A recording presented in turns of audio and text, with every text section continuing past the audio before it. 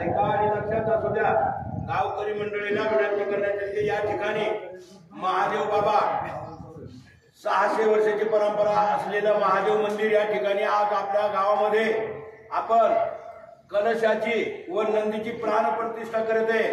आपल्या गावामध्ये महादेवाच्या मंदिरावर बऱ्याच दिवसापासून कळस नव्हता, 8 वर्षापासून तो योग आज आलेला आहे। तरी सर्व गावकरी मंडळींनी या ठिकाणी येण्याची कृपा करावी।